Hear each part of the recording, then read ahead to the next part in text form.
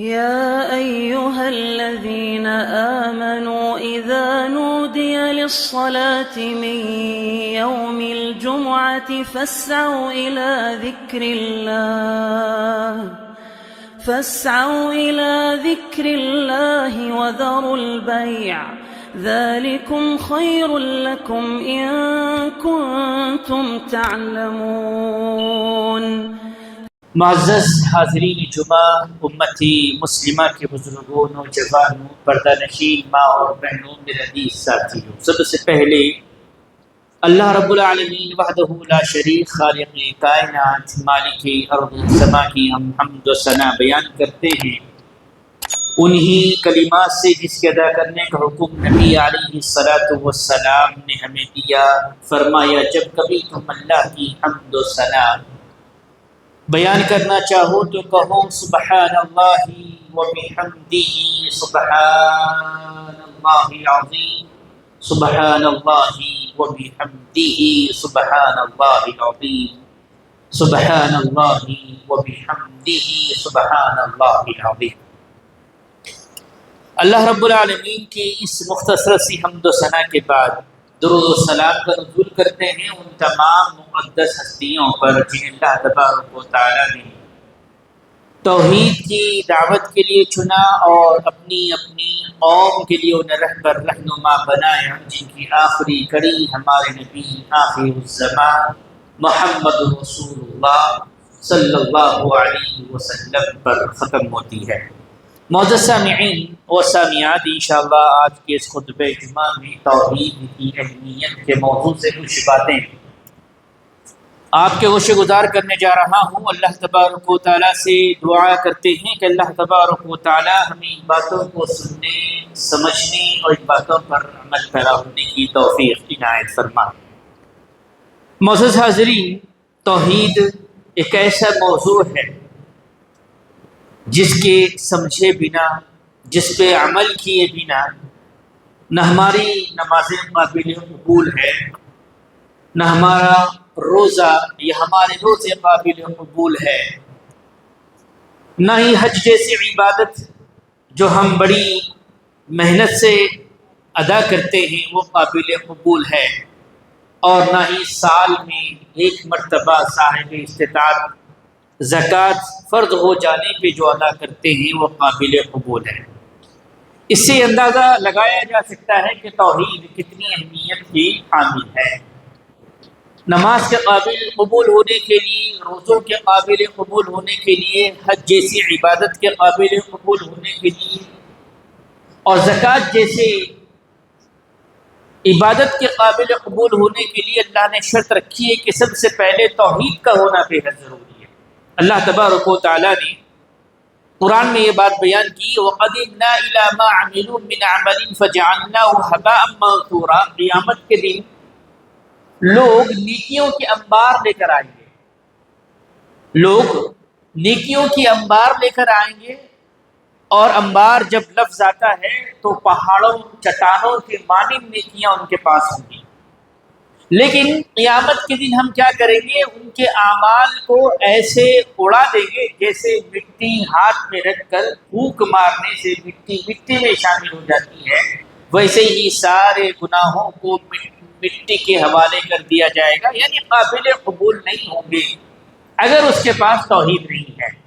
تو آئیے، توحید کو سمجھنا بڑا آسان ہے، اور اللہ کے نبی علیہ الصلوۃ والسلام نے فرمایا کل مولود یولد علی الفطرہ، ہر بچہ جس روئے زمین پر پیدا ہوتا ہے وہ فطرت اسلام یعنی توحید پر پیدا ہوتا ہے۔ اگر وہ یہود و نصارہ کے گھرانے میں پیدا ہوتا ہے تو یہود و نصارہ بن جاتا ہے، مجوسی کے گھر میں ہوتا ہے تو مجوسی ہو جاتا ہے، ہندوازم کے گھر میں پیدا ہوتا ہے تو ہندوازم کو ماننے والا ہو جاتا ہے، بدھزم کے اندر پیدا ہوتا ہے تو بدھزم کو ماننے والا ہو جاتا ہے۔ لیکن حقیقت میں اس کی گہرائی پر غور تدبر کریں تو ہر بچہ فطرت اسلام یعنی توحید پر پیدا ہوتا ہے۔ آئیے، توحید کی اہمیت کو جاننے کے بعد سب سے پہلے جو مجھ پر اور آپ پر اللہ نے ذمہ داری عطا کی ہے، ایک مقصد ہماری زندگی کا بیان کیا ہے۔ آپ سبھی جانتے ہیں کہ کوئی بھی شے بے مقصد نہیں ہے، بلکہ ہر شے، ہر چیز کا ایک مقصد ہے۔ چاہے آپ کسی بھی شے کو اٹھا کے دیکھیں، سورج کے بارے میں آپ اسٹڈی کریں، چاند کے بارے میں کریں، زمین کے بارے میں، آسمان کے بارے میں، بلکہ معمولی سی اللہ کی جو مخلوق چونٹی ہے، اگر اس کا مقصد بھی ہم تلاش کرتے ہیں تو پتہ چلتا ہے کہ اللہ نے اس کو بھی بے مقصد پیدا نہیں کیا ہے۔ ہم انسان ہیں تو انسانوں کو اللہ نے بے مقصد پیدا کیا ہے یا اس کا کوئی مقصد اللہ نے رکھا؟ اگر میں اور آپ اپنے مقصد کو جان لیں، اپنے پیدا ہونے کے مقصد سے واقف ہو جائیں، پیدا ہمیں کیوں کیا گیا ہے اس سے واقف ہو جائیں، تو ہمارے لیے بڑا آسان ہو جائے گا کہ زندگی گزارنا اور زندگی کے بعد والے مراحل۔ اللہ تبارک و تعالیٰ نے سورہ ذاریات کے اندر اس کی وضاحت کی۔ اللہ نے فرمایا کہ وَمَا خَلَقْتُ الْجِنَّ وَالْإِنسَ إِلَّا لِيَعْبُدُونِ، میں نے انسانوں اور جناتوں کو اس لیے پیدا کیا کہ وہ میری عبادت کریں۔ انسانوں کو اللہ نے پیدا کیا، جناتوں کو اللہ نے پیدا کیا، مقصد بیان کیا گیا کہ اس کی عبادت کی جائے، جبکہ اللہ تبارک و تعالیٰ کے پاس ایسی مخلوق موجود ہے جسے ہم فرشتے کہتے ہیں، اور فرشتے لا تعداد ہیں، اور ایسی مخلوق ہے کبھی بھی وہ اللہ کی نافرمانی نہیں کرتی، لا یعصون اللہ ما امرهم ویفعلون ما یؤمرون۔ اس کے باوجود اللہ نے انسانوں کو پیدا کیا۔ انسانوں کو پیدا کرنے کا مقصد عبادت بیان کی گئی ہے، اور عبادت جب لفظ ہم غور تدبر کرتے ہیں سورہ ذاریات کی اس آیت کے اندر، تو امام قتادہ رحمہ اللہ، امام مجاہد رحمہ اللہ اس کی تفسیر بیان کرتے ہوئے بات بیان کرتے کہ لیعبدون سے مراد کیا ہے، عبادت سے مراد کیا ہے، عبادت سے یہاں پر کون سی مراد ہے جس کے لیے اللہ نے ہم سب کو پیدا کیا ہے؟ لیعبدون سے مراد ہے لیوحدون۔ لیوحدون سے مطلب یہ ہے کہ اللہ تبارک و تعالیٰ کو تنہا اکیلا جانے، بندے پر یہ اللہ کا حق ہے جو توحید آتی ہے۔ اللہ تبارک و تعالیٰ کو جب تک وہ تنہا اکیلا نہیں جانے گا، اس کی ربوبیت کے اندر، اس کی الوہیت کے اندر، اس کے اسماء و صفات کے اندر حقیقت میں کوئی بھی عبادت اس کے قابل قبول نہیں ہوگی۔ توحید کسے کہتے ہیں؟ توحید کا معنی مفہوم کیا ہے؟ عبادت توحید کیا ہے؟ تھوڑا مختصر طور پر سمجھنے کی کوشش کرتے ہیں۔ توحید لفظ بڑا آسان ہے، عام ہے، وحد یوحد سے یہ لفظ بنا ہے، تنہا اکیلا جاننا۔ اگر آپ کسی مسلمان سے پوچھتے ہیں اللہ کو کتنے مانتے ہیں، تو ہر مسلمان کہتا ہے کہ میں تنہا جانتا ہوں، تنہا مانتا ہوں، اور گواہی بھی دیتا ہے، اور سورہ اخلاص پڑھ کر بھی بتاتا ہے کہ قل هو اللہ احد اللہ الصمد لم یلد ولم یولد ولم یکن له کفوا احد۔ لیکن یہاں پر توحید کو سمجھنا یہ ہے، تنہا اکیلا جاننے کا معنی مفہوم کیا ہے؟ اللہ تبارک و تعالیٰ کو تنہا، قل هو اللہ احد تنہا جاننا، اللہ الصمد بے نیاز جاننا، لم یلد ولم یولد اس کا مطلب کیا ہے؟ لمبی تفسیر ہے، مختصر طور پر یہ ہے اللہ تبارک و تعالیٰ کو تنہا اکیلا جاننا یہ ہے کہ تین طرح سے اللہ کو اکیلا جاننا ہے۔ سورہ فاتحہ ہم میں سے ہر ایک کو یاد ہے۔ سورہ فاتحہ کی ابتدائی آیت، قرآن کی پہلی سورت کی پہلی آیت، کبھی آپ غور تدبر کریں کس بات کی دلیل ہے؟ سورۃ الفاتحہ جو ہم میں سے ہر ایک فرد کو یاد ہے، ہر رکعت میں ہم پڑھتے ہیں، اس کی پہلی آیت، قرآن کی پہلی سورت کی پہلی آیت دلیل ہے، ہمیشہ کے لیے یاد رکھیں، توحید ربوبیت کے لیے۔ اللہ تبارک و تعالیٰ کو ربوبیت میں تنہا جاننا، الوہیت میں تنہا جاننا، اسماء و صفات میں تنہا جاننا۔ ربوبیت میں تنہا جاننے کا مطلب کیا ہے؟ الحمدللہ رب العالمین۔ ترجمہ ہم کرتے ہیں، اللہ تبارک و تعالیٰ کے علاوہ کوئی اس عالم کا رب نہیں ہے۔ ہر مسلمان مانتا ہے، ہر مسلمان جانتا ہے، ہر مسلمان یہ پڑھتا ہے، لیکن گہرائی سے یہاں پر غور تدبر نہیں کرتے۔ رب العالمین کا مطلب کیا ہے؟ سارے عالم کا رب کا مطلب کیا ہے؟ رب کا مطلب یہ ہوتا ہے پالنے والا، پرورش کرنے والا، پیدا کرنے والا، بیماری دینے والا، شفا دینے والا، اولاد دینے والا، رزق دینے والا، رزق میں تنگی دینے والا، کامیابی دینے والا، ناکامی دینے والا۔ جتنے کام ہیں یہ سارے کام اللہ کے لیے خاص کرنا، یہ توحید ربوبیت ہے، اللہ کو اکیلا جاننا، رب ہونے۔ توحید ربوبیت اللہ تبارک و تعالیٰ کے سارے کاموں کو اللہ کے لیے خاص کرنا، اس میں سے کسی بھی کام کو کسی فرد کے لیے، کسی ولی کے لیے، کسی پیر کے لیے، کسی شخص کے لیے خاص نہیں کیا جا سکتا، کیونکہ اللہ تبارک و تعالیٰ کی ساری چیزیں اللہ کے ساتھ خاص ہے۔ یہ ہے توحید ربوبیت، جس کی پہلی آیت قرآن کی پہلی سورت کی دلیل ہے۔ میں اور آپ اللہ سے کہہ رہے ہیں کہ الحمدللہ رب العالمین، تمام قسم کی تعریف اللہ رب العالمین کے لیے لائق و سزاوار ہے، جو سارے عالم کا رب ہے۔ سورہ ناس آپ میں سے ہر کسی کو یاد ہے، قل اعوذ برب الناس، ہم اللہ کی پناہ میں آتے ہیں تمام لوگوں کے رب سے۔ رب لوگوں کے اندر کافر شامل ہے، مشرک شامل ہے، منافق شامل ہے، بدعتی شامل ہے، سارے کیٹیگری شامل ہے۔ ہم کہہ رہے ہیں قل اعوذ برب الناس، تمام لوگوں کے رب کے پناہ میں ہم آتے ہیں۔ تو ہم نے اللہ تبارک و تعالیٰ کو تنہا اکیلا جاننا ہے، اس کے کاموں کے اندر اگر یہ چیز سمجھ میں آ جائے گی تو توحید ربوبیت سمجھ میں آئے گی، توحید سمجھ میں آئے گی، اور شرک کے راستے خود بخود بند ہو جائیں گے۔ آج جتنے راستے لوگوں نے کھول رکھے ہیں، بیماری کے سلسلے میں، اولاد کے سلسلے میں، کامیابی کے سلسلے میں، ناکامی کے سلسلے میں، اسی طرح کئی ایسے راہیں لوگوں نے بنا رکھے ہیں جہاں سے یہ تصور کرتے ہیں کہ اللہ کے علاوہ یہاں سے یہ چیزیں ہمیں حاصل ہوگی۔ یہ ہے توحید کے اندر شرک لازم آ جاتا ہے۔ توحید سمجھنا بے حد ضروری ہے، اسی لیے اللہ نے کہا کہ توحید کے بغیر کوئی عمل قابل قبول ہونے والا نہیں ہے۔ تنہا اکیلا جاننا، الحمدللہ رب العالمین، سارے عالم کا رب اللہ رب العالمین ہے، سارے کام اللہ کے ساتھ خاص کرنا۔ توحید کی تین قسمیں آتی ہے، پہلا ہے توحید ربوبیت ہے، امید ہے آپ نے سمجھا ہوگا۔ دوسری آیت سورۃ الفاتحہ کی ہم میں سے ہر ایک کو یاد ہے، الرحمن الرحیم۔ ہم کہہ رہے ہیں اللہ تو رحمان اور رحیم ہے، یہ اللہ کے نام ہے۔ آگے اگر بڑھتے مالک یوم الدین، اللہ تو قیامت کے دن کا مالک ہے۔ اگر یہاں پر غور تدبر کریں، اللہ تبارک و تعالیٰ کے جتنے نام آئے ہیں، اللہ تبارک و تعالیٰ کی جتنی صفت آئی ہے، یہ سارے نام اور ساری صفت اللہ کے ساتھ خاص کرنا۔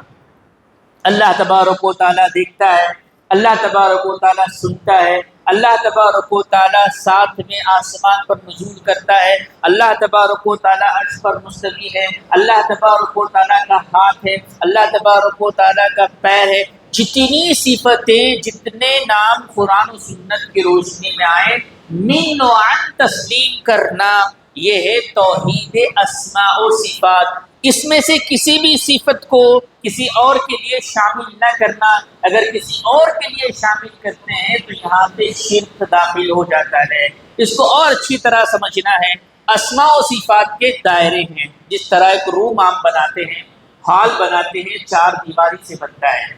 اسماء و صفات، توحید اسماء و صفات چار طریقے سے بنتی ہے۔ آسان انداز میں سمجھانے کی کوشش کروں گا۔ پہلی چیز ہے تمثیل۔ تمثیل یعنی الرحمن، اگر ہم کہتے ہیں اللہ تعالیٰ سننے والا ہے، اللہ کیسے سنتا ہے؟ سوال پیدا ہوتا ہے اللہ کیسے سنتا ہے؟ کچھ لوگ مثالیں دیتے ہیں، فلاں شخص کی طرح، فلاں کی جگہ، فلاں کی طرح، یہاں مثال دی جائے گی تو شرک لازم ہو جائے گا۔ تمثیل، اللہ کی مثال نہیں دی جا سکتی، وہ کیسے سنتا ہے، کیسے دیکھتا ہے، کیسے اترتا ہے، کیسے چلتا ہے، لیس کمثلہ شیء، اس کی کوئی مثال نہیں ہے۔ آپ کہیں گے کیوں مثال نہیں ہے؟ کیوں مثال نہیں ہے؟ کیونکہ اللہ تبارک و تعالیٰ تنہا اکیلا ہے۔ قل هو اللہ احد اللہ الصمد لم یلد ولم یولد ولم یکن له کفوا احد۔ تو پہلا مرحلہ جو اسماء و صفات کے اندر آتا ہے وہ تمثیل، مثال دینے کی وجہ سے آتا ہے۔ بہت سارے ایسے مسلمان ہیں جو اللہ کے ناموں کو، اللہ کے صفات کو کسی اور کے ساتھ مثال دے کر ثابت کرنے کی کوشش کرتے ہیں، کلمہ گو ہونے کے باوجود۔ یہاں پر توحید اسماء و صفات میں شرک آ جاتا ہے۔ دوسری جو چیز آتی ہے اسماء و صفات کے اندر، امید ہے کہ آپ سمجھ رہے ہوں گے، دوسری جو چیز آتی ہے کیفیت، تکیف جسے کہتے ہیں، کیفیت بیان کرنا۔ کیفیت بیان کرنے کا مطلب کیا ہوتا ہے؟ اگر کسی شخص کے پاس سے آپ آ رہے ہیں جو بیمار ہیں، ہاسپٹل آپ پہنچے یا گھر اس کے پاس پہنچے، کوئی بھائی آپ سے پوچھتا ہے کہ اس کی کیفیت کیسی ہے، کس حالت میں آپ نے دیکھا ہے، تو آپ بیان کریں گے بیٹھا ہوا تھا، لیٹا ہوا تھا، گفتگو کر رہا تھا، گفتگو نہیں کر پا رہا تھا، تو جو بھی آپ اس کی کیفیت بیان کرتے ہیں، اللہ کے بارے میں کوئی کیفیت نہیں بیان کی جائے گی۔ اللہ کیسے بیٹھا ہوا ہے، اللہ کیسے دیکھتا ہے، اللہ کیسے سنتا ہے، اللہ تبارک و تعالیٰ کے سلسلے میں جتنی صفتیں آئی ہیں اس کی کوئی کیفیت نہیں بیان کی جائے گی، کیونکہ اللہ تبارک و تعالیٰ تنہا اکیلا ہے۔ یہ توحید اسماء و صفات کی دوسری قسم ہے۔ مثال نہیں دی جائے گی، کیفیت نہیں بیان کی جائے گی۔ کچھ لوگوں نے کیا کیا، کچھ اللہ کے ناموں کو لے کر تبدیل کر دیا، معنی میں آ کر تبدیل، تحریف انہوں نے کر دی، تحریف کر کے ایسا ایسا ایسا بیان کیا۔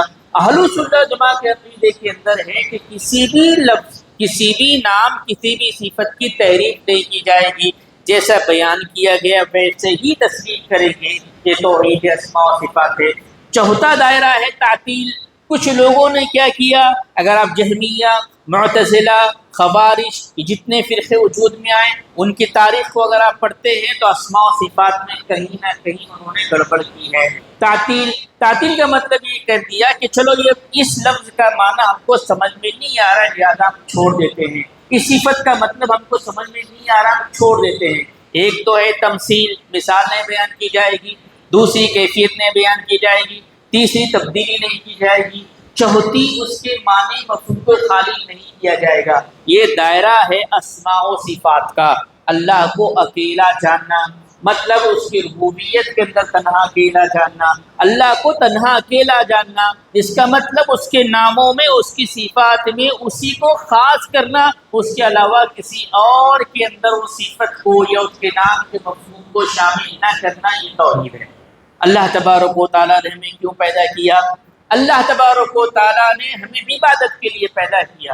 عبادت میں سب سے اہم عبادت توحید، اور یہی اسلام کا پہلا رکن ہے۔ بنی الاسلام علی خمس، شہادت ان لا الہ الا اللہ، اقام الصلاۃ وایتاء الزکاۃ وصوم رمضان وحج البیت من استطاع الیہ سبیلا۔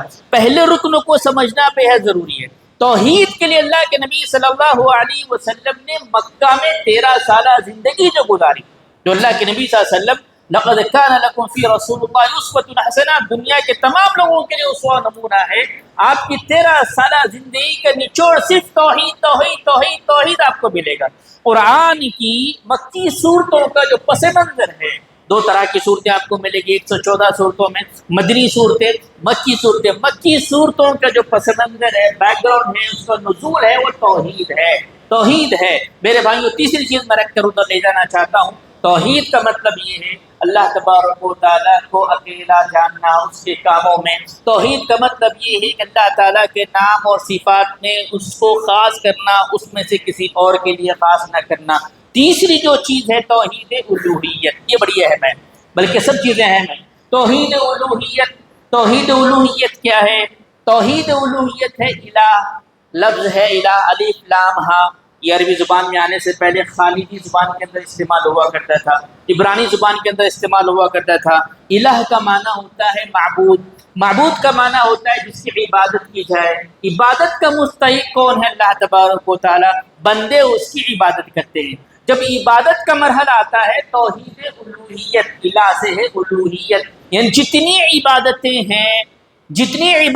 ہیں وہ ساری عبادتیں اللہ کے لیے خاص کی جائے۔ ایسی بات کی دلیل ہم دیتے ہیں، گواہی دیتے ہیں، ہر رکعت کے اندر ہم کہتے ہیں ایاک نعبد و ایاک نستعین، اے اللہ میں تیری ہی عبادت کرتا ہوں اور تجھ ہی سے مدد طلب کرتا ہوں۔ توحید کی 3 قسموں کی دلیل سورۃ الفاتحہ کی پہلی آیت توحید ربوبیت، سورۃ الفاتحہ کی دوسری اور تیسری آیت توحید اسماء صفات کی دلیل، اس کے بعد ایاک نعبد و ایاک نستعین توحید الوہیت کی دلیل۔ ساری عبادتیں اللہ کے لیے خاص ہوگی۔ عبادتوں کے اندر نماز شامل ہے، نماز میں رکوع شامل ہے، رکوع میں سجدہ شامل ہے، رکوع کسی کے سامنے قیام نہیں کیا جائے گا، سجدہ کسی کے سامنے نہیں کیا جائے گا۔ آپ سے کوئی پوچھے کیوں نہیں کیا جائے گا؟ کیونکہ یہ اللہ کا حق ہے، اللہ کی عبادت ہے، اللہ کے علاوہ کسی اور کے لیے اس کی اجازت نہیں ہے۔ اگر اجازت ہوتی تو ہمارے جنازے اس بات کی گواہی دیتے کہ بیٹا باپ کے سامنے رکوع کر رہا ہوتا، ماں کے سامنے، ماں کے جنازے کے سامنے بچے اس کے رکوع سجدہ کر رہے ہوتے۔ نماز جنازہ ہمیں اس بات کی دلیل دیتی ہے بتاتی ہے کہ سجدہ اور رکوع اللہ کے لیے ہے، اللہ کے علاوہ کسی اور کے لیے نہیں ہے۔ یہ توحید الوہیت ہے، توحید الوہیت ہے۔ توحید کو سمجھنا بے حد ضروری ہے، اس کے بغیر کامیابی ممکن نہیں ہے۔ میرے بھائیوں، توحید کو اور گہرائی سے اگر ہم سمجھتے ہیں تو بڑی آسانی سمجھا جا سکتا ہے۔ نظر و نیاز کرنا اللہ تبارک و تعالیٰ کی عبادت ہے، طواف کرنا خانہ کعبہ کی عبادت ہے، یہ طواف کہیں اور نہیں کیا جائے گا۔ بال نکالنا معصوم بچوں کے حقیقے کے مناسبت سے عبادت ہے، اور اسی طرح اگر آپ دیکھیں کہیں اور جا کر کوئی کسی اور ارادے سے بال نکال رہا ہے تو توحید الوہیت کے اندر وہ شرک کر رہا ہے۔ یہاں تک دیکھیں حجر اسود کو چومنا یہ عبادت ہے، سنت رسول صلی اللہ علیہ وسلم ہے۔ عقیدے کے ساتھ کسی اور پتھر کو چوم رہا ہے تو وہ جائزہ لے کہ وہ حجر اسود سے بڑھ کر وہ پتھر نہیں ہو سکتا ہے، کیونکہ حجر اسود کے ساتھ یہ مخصوص عمل اللہ کے نبی صلی اللہ علیہ وسلم کا ہے۔ دنیا میں کوئی اور پتھر کے اندر یہ طاقت نہیں ہے، یہ صفت نہیں ہے، یہ خوبی نہیں ہے جو حضرت اسود کے سلسلے میں بیان کی گئی ہے۔ تو توحید الوہیت کو سمجھے، توحید الوہیت یعنی الہ معنی معبود، اور ساری عبادتیں اللہ کے لیے ہوگی، اللہ کے علاوہ کسی اور کے لیے نہیں ہوگی۔ امید ہے کہ آپ نے سمجھا ہوگا۔ توحید بڑی اہم چیز ہے، اللہ نے اسی مقصد کے لیے ہم کو پیدا کیا ہے۔ عبداللہ بن مسعود رضی اللہ تعالیٰ عنہ، غالب معاذ بن جبل رضی اللہ تعالیٰ عنہ کی حدیث میرے سامنے یاد آ رہی ہے، میں رکھتے ہوئے اور آپ کو سمجھانے کی کوشش کروں گا۔ اللہ کے نبی صلی اللہ علیہ وسلم کے ساتھ معاذ بن جبل رضی اللہ تعالیٰ عنہ، اللہ کے نبی صلی اللہ علیہ وسلم پیچھے بیٹھے ہوئے ہیں، آپ اونٹنی پر ہے، سفر کر رہے ہیں۔ اللہ کے نبی صلی اللہ علیہ وسلم آواز لگاتے ہیں، یا معاذ، یا معاذ۔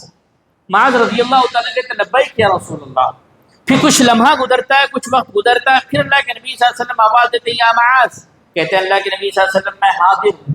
پھر کچھ لمحہ گزرتا ہے، پھر آپ کہتے ہیں، یا معاذ۔ اللہ کے نبی صلی اللہ علیہ وسلم کو جواب دیتے کہ اللہ کے نبی صلی اللہ علیہ وسلم، میں حاضر ہوں۔ یہ طریق رسول صلی اللہ علیہ وسلم ہے، ایک دفعہ نہیں، دو دفعہ نہیں، 3 دفعہ آپ اپنی طرف راغب کرتے، اس کے بعد کوئی بات بیان کرتے۔ یہ استاد کے لیے طریقہ ہے، ایک معلم کے لیے طریقہ ہے، ایک داعی کے لیے طریقہ ہے، ایک مسلمان کے لیے طریقہ ہے کہ جب کبھی کوئی بات آپ کسی کو بیان کرنا چاہتے ہیں، بتانا چاہتے ہیں، پہلے اس کی رغبت اپنی طرف کر لیں۔ معاذ بن جبل رضی اللہ تعالیٰ عنہ کی رغبت ساری ہوئی تو کہا، اللہ کے نبی صلی اللہ علیہ وسلم نے پوچھا، کیا تم جانتے ہو کہ اللہ کا بندے پر حق کیا ہے اور بندے پر اللہ کا حق کیا ہے؟ بڑا اہم سوال اللہ کے نبی صلی اللہ علیہ وسلم نے کیا۔